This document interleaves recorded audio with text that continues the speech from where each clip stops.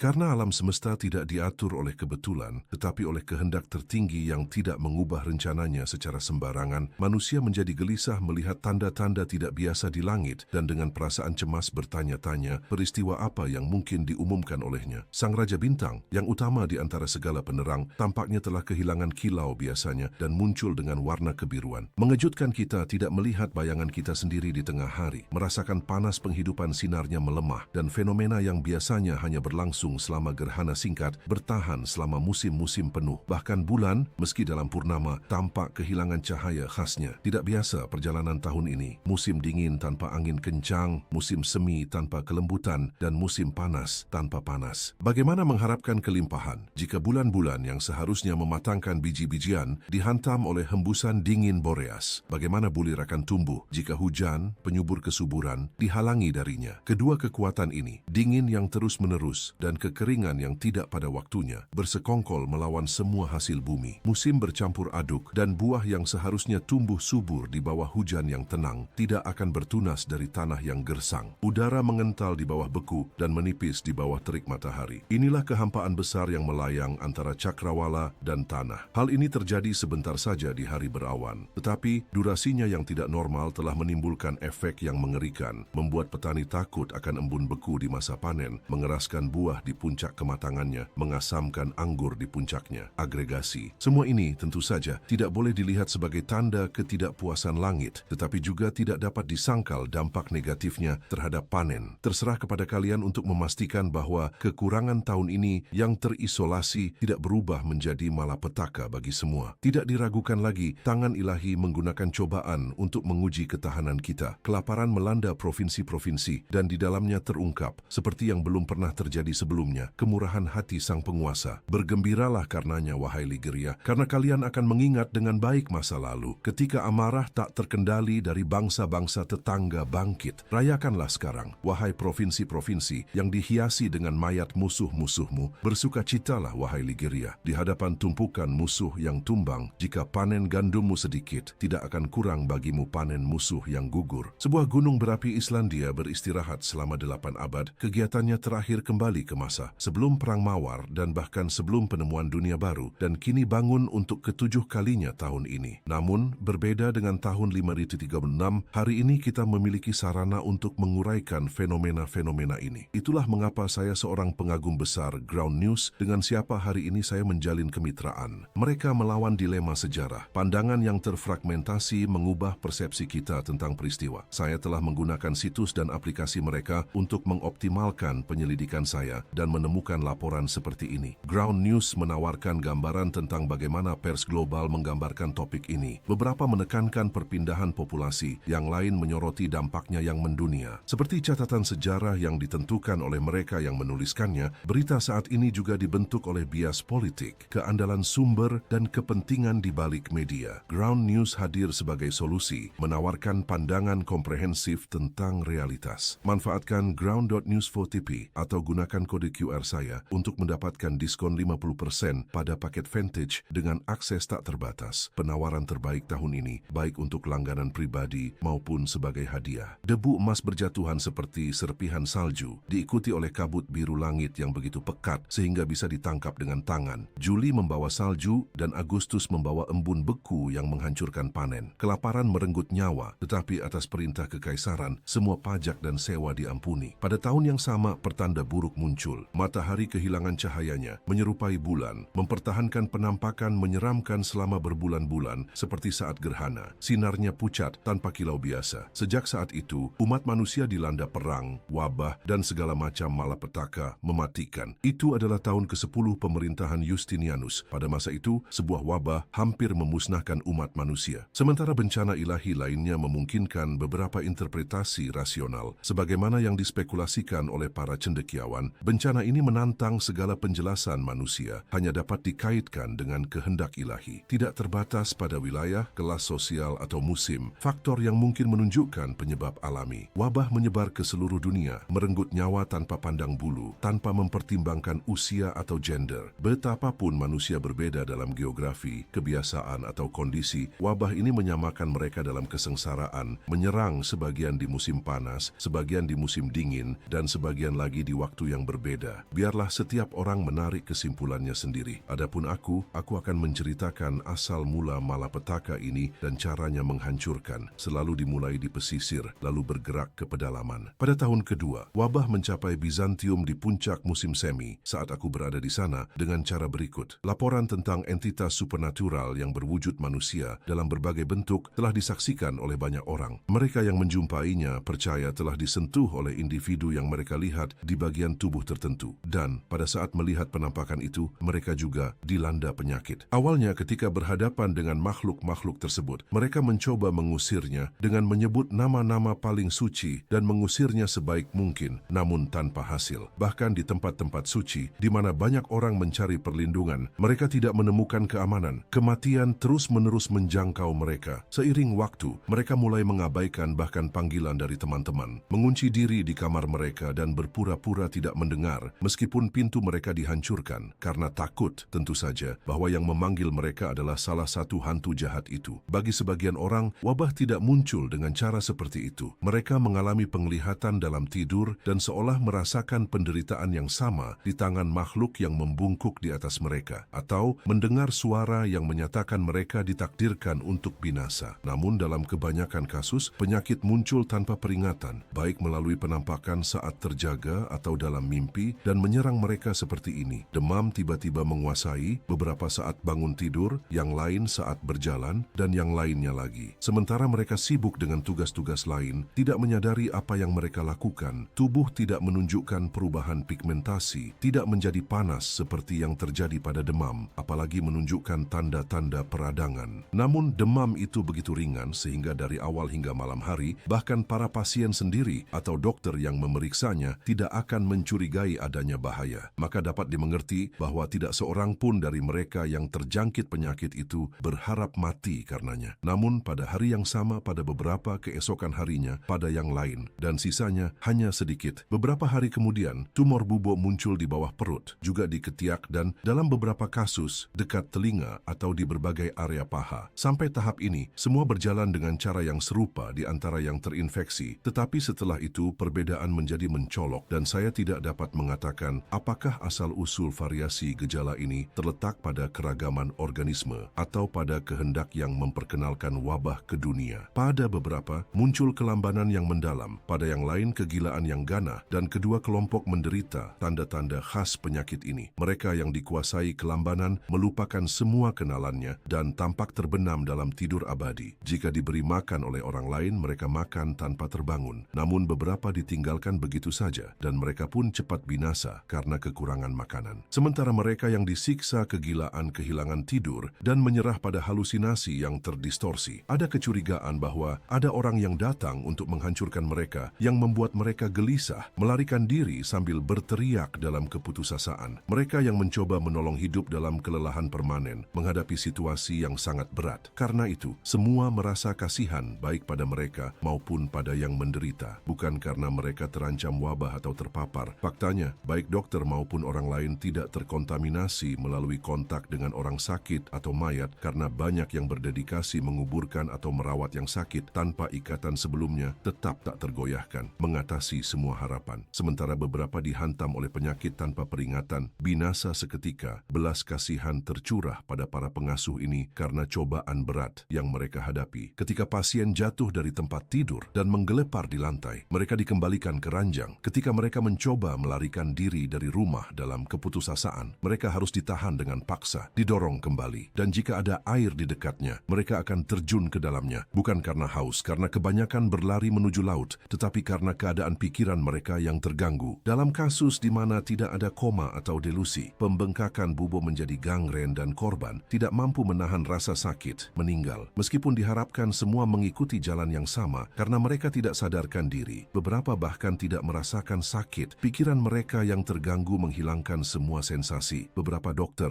bingung karena tidak memahami gejala, percaya bahwa penyakit terkonsentrasi pada pembengkakan bubuk, memutuskan untuk memeriksa mayat. Ketika memeriksa pembengkakan tertentu, mereka menemukan bentuk karbungkel aneh yang berkembang di dalamnya. Dalam beberapa kasus, muntah darah tanpa alasan yang jelas menyusul, berujung pada kematian seketika. Saya dapat menambahkan bahwa dokter paling terkemuka memprediksi kematian bagi banyak orang yang secara mengejutkan mengejutkan pulih sepenuhnya tak lama kemudian. Sementara mereka menyatakan sebagai penyintas, orang-orang yang bertentangan dengan semua harapan meninggal hampir seketika. Dalam penyakit ini, tidak ada penyebab yang masuk akal bagi manusia karena hasilnya menentang semua penjelasan rasional. Sebagai ilustrasi, sementara beberapa menemukan kelegaan dalam mandi, yang lain menderita kerusakan setara. Di antara mereka yang tidak menerima perawatan, banyak yang binasa, tetapi yang lain tanpa alasan yang jelas bertahan hidup. Penyakit muncul tanpa peringatan dan penyembuhan tidak berasal dari faktor eksternal. Ketika pembengkakan mencapai proporsi tidak normal dan terjadi nanah, pasien biasanya pulih karena keparahan karbunkel menemukan jalan keluar dalam proses ini yang sebagai aturan menandakan perbaikan. Namun, jika pembengkakan tetap tidak berubah, komplikasi yang disebutkan muncul. Beberapa mengalami atrofi di paha, sementara penyintas lainnya menunjukkan kelainan pada lidah, mulai berbicara atau mendengar dengan cara yang tidak koheren dan sulit. Epidemi ini berasal dari kalangan orang Mesir di Pelusium, kemudian menyebar dengan maju dalam dua arah, satu menuju Alexandria dan sisanya ke Mesir, serta satu lagi berlawanan arah mencapai Palestina dan dari sana menyebar ke seluruh dunia, terus meluas tanpa henti dan memanfaatkan kesempatan yang tepat, seolah bergerak dengan rencana yang tak terelakkan, bertahan dalam waktu tertentu di setiap wilayah, tidak hanya menyentuh sebagian orang secara ringan, tetapi meluas ke segala penjuru hingga ke ujung bumi. Tidak menyisakan Irlandia, tidak juga gua-gua atau puncak gunung yang dihuni manusia, dan ketika tampaknya telah meninggalkan suatu daerah, tak tersentuh atau hanya menyentuh penduduknya secara sementara, tanpa terkecuali, ia akan kembali. Di Bizantium, wabah ini bertahan selama 4 bulan, mencapai puncaknya sekitar 3 bulan. Awalnya, jumlah kematian hanya sedikit melebihi angka biasa, lalu peningkatannya menjadi sangat tajam hingga mencapai 5.000 kematian per hari, kemudian 10.000 bahkan lebih. Pada mulanya, setiap orang menguburkan jenazahnya sendiri, terkadang melemparkannya ke makam orang lain dengan tipu daya atau kekerasan. Tetapi tak lama kemudian, kekacauan terjadi di mana-mana. Budak kehilangan tuan mereka, dan orang-orang yang dulunya kaya mendapati diri mereka tanpa pelayan karena para hamba telah mati atau sekarat, meninggalkan banyak rumah, sepenuhnya tidak berpenghuni. Begitulah beberapa warga terhormat, akibat kesepian yang meluas, terbaring tak terkubur selama berhari-hari. Maka menjadi tanggung jawab Kaisar, sebagaimana yang diharapkan, untuk mengambil tindakan guna mengatasi bencana ini. Oleh karena itu, ia mengerahkan pasukan dari istana dan membagikan sumber daya, menggunakan baik uang kerajaan maupun tabungan pribadinya untuk membiayai penguburan jenazah yang terlantar. Ketika makam yang ada sudah tidak mampu menampung lebih banyak korban, mereka mulai menggali parit di seluruh pinggiran kota, menempatkan mayat dengan cara apapun sebelum melanjutkan. Seiring waktu, di hadapan jumlah kematian yang luar biasa banyak, para petugas yang bertugas tidak mampu lagi menanganinya, naik ke menara tembok kota, mencabut atap-atap dan melemparkan mayat ke dalam, sehingga menyempurnakan kengerian. Mayat-mayat ditumpuk secara acak, mengisi hampir semua menara hingga ke tepi, sebelum akhirnya ditutup kembali. Bau busuk yang menyebar ke seluruh kota menjadi semakin tak tertahankan ketika angin bertiup dari arah itu, memperburuk penderitaan para yang selamat. Pada masa itu, upacara pemakaman tradisional sepenuhnya ditinggalkan. Tidak ada prosesi khidmat, tidak ada nyanyian perpisahan. Mereka hanya membawa mayat ke tepi laut dan melemparkannya ke air. Jenazah kemudian ditumpuk di kapal, tanpa upacara apapun, untuk dibawa ke tujuan yang tidak pasti. Pada periode itu, bahkan mereka yang sebelumnya, anggota faksi-faksi yang bersaing mengesampingkan permusuhan mereka dan bersatu, mengambil alih upacara pemakaman untuk yang meninggal. Dengan tangan mereka sendiri, mereka mengangkat mayat orang asing, memberikannya penguburan. Bahkan mereka yang sebelumnya dengan senang hati terlibat dalam penganiayaan hina dan keji meninggalkan ketidakadilan yang menandai hari-hari mereka, kini dengan tekun menjalankan ajaran agama. Bukan bahwa mereka telah mencapai kebijaksanaan ataupun tiba-tiba menjadi pencinta kebajikan, namun diliputi teror oleh peristiwa yang terjadi dan yakin akan kematian mereka yang segera, mereka terpaksa mengambil sikap yang terhormat meskipun sementara. Sebab tanpa kepalsuan dapat dikatakan bahwa wabah ini entah secara kebetulan atau rencana ilahi dengan tepat memilih orang-orang terburuk dan membebaskan mereka. Pada masa itu, jalan-jalan di Bizantium tampak sepi. Mereka yang masih sehat tetap berada di rumah, merawat yang sakit atau meratapi yang mati. Jika ada yang nekat keluar, itu hanya untuk mengangkut mayat. Semua aktivitas terhenti. Para pengrajin meninggalkan pekerjaan mereka dan semua pekerjaan dihentikan. Di kota yang dahulu penuh kelimpahan, kelaparan hampir mutlak terjadi. Sungguh pemandangan yang sulit dan luar biasa untuk disaksikan. Mendapatkan roti yang diperlukan atau kebutuhan pokok lainnya adalah sebuah tantangan. Hingga bagi banyak orang yang sakit, kematian seolah datang sebelum waktunya, dipercepat oleh kekurangan hal-hal paling dasar. Singkatnya, tidak ada seorang pun di Bizantium yang berpakaian layak, terutama setelah kaisar jatuh sakit. Ia juga menderita tumor di selangkangan, tetapi di kota yang berkuasa atas seluruh kekaisaran Romawi itu, semua orang berpakaian seperti rakyat jelata dan tetap berdiam di rumah mereka. Demikianlah wabah itu berlangsung di kekaisaran Romawi secara keseluruhan, termasuk Bizantium, dan juga menyebar ke Persia, serta mencapai semua bangsa barbar lainnya. Pada tahun 848 kalender Suriah, sesuatu yang begitu luar biasa terjadi, sehingga jika bukan karena banyaknya catatan sejarah, aku sendiri akan ragu untuk menyebutkannya. Matahari menjadi gelap selama 18